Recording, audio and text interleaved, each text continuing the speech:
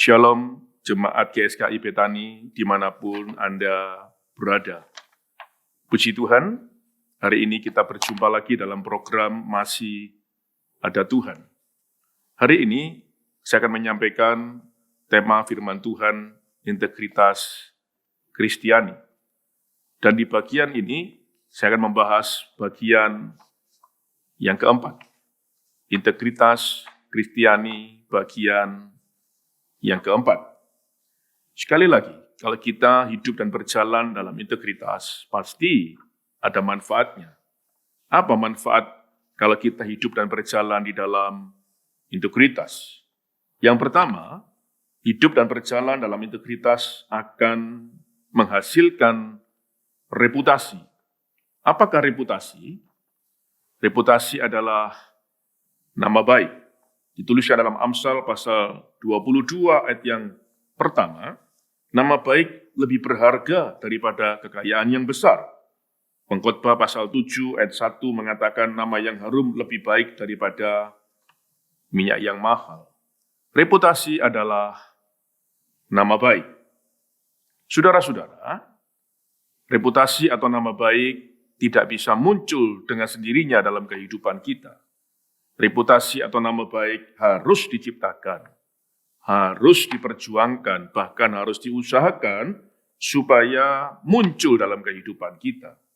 Dan saya percaya bila reputasi atau nama baik muncul dalam kehidupan kita, maka reputasi akan mendatangkan yang namanya referensi atau juga rekomendasi. Misalnya sebuah contoh, bila saudara berdagang, membuka sebuah usaha atau toko, berjualan sesuatu, karena kita jual dengan harga yang pantas, kita jujur, tidak berbohong, berdagang dengan apa adanya, transparan, sebetulnya kita sedang menciptakan sebuah reputasi, sedang menciptakan nama baik. Sampai akhirnya orang mengatakan dan memperkenalkan kita kemana-mana, itulah yang namanya referensi atau rekomendasi. Jadi saya percaya bila kita punya nama baik, kita punya reputasi yang baik, usaha kita akan lebih cepat maju, lebih cepat berkembang, karena akan mendatangkan referensi dan rekomendasi. Sudah bekerja apapun, kalau sudah punya nama baik, kalau reputasi sudah tercipta, maka saya percaya untuk membuat usaha kita menjadi lebih maju dan berkembang, tidak butuh waktu yang lama.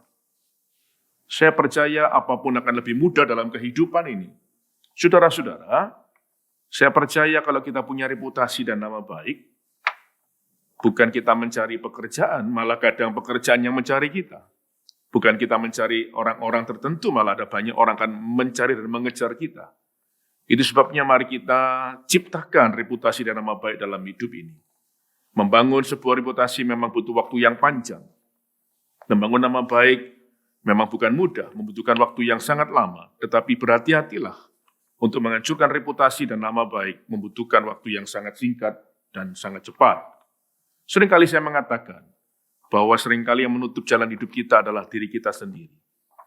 Kalau kita bekerja dengan cara-cara yang tidak benar, melakukan sesuatu dengan cara-cara yang tidak halal, sebentar kita akan menutup jalan hidup kita, meruntuhkan kehidupan kita, meruntuhkan masa depan kita.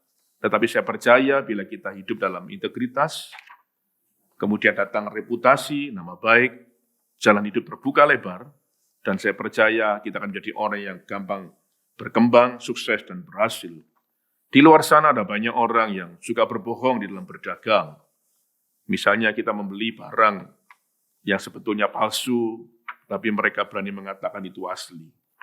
Nah, kalau sudah ketahuan, ya tinggal tunggu waktu, orang tidak akan mau beli lagi di tempat itu. Itu sebabnya kita harus berhati-hati, jangan sampai kita terjebak karena keuntungan yang besar, kemudian kita melakukan dengan cara-cara yang tidak benar. Sebenarnya kita sedang menyiapkan diri kita untuk menuju sebuah kehancuran dalam hidup kita. Kemudian yang kedua, bila kita hidup dan berjalan dalam integritas, ada manfaat yang lain, yaitu hidup dan berjalan dalam integritas akan membawa seseorang mencapai sebuah keberhasilan. Saudara, memang ada banyak cara untuk orang mencapai keberhasilan dalam hidupnya. Tetapi kalau dengan cara yang tidak benar, mungkin dengan cepat dia akan menjadi orang yang berhasil, tetapi juga akan cepat untuk mengalami kejatuhan. Orang jujur mungkin kelihatannya lambat, tetapi saya percaya dia akan terus naik, bahkan terus bertahan di atas puncak.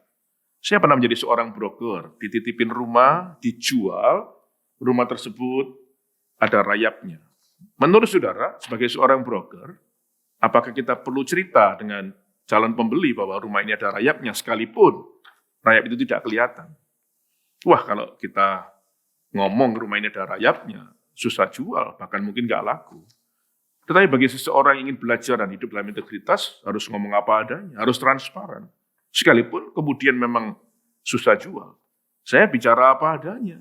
Memang rumah itu akhirnya terjual cukup lama, waktu yang panjang.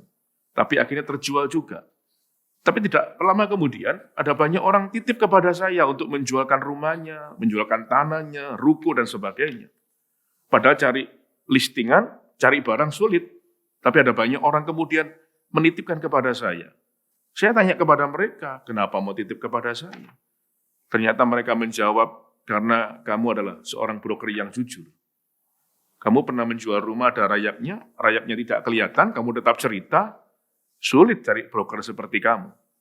Saudara, akhirnya saya mendapatkan titipan barang yang sangat banyak, dan itu terjadi di tahun sekitar 2004-2005, dan akibatnya karena barang saya banyak, akhirnya kemungkinan untuk menjual lebih banyak karena saya punya listingan atau barang yang cukup banyak. Dan luar biasa, tahun itu Tuhan membuat saya menjadi seorang juara di dalam menjual properti.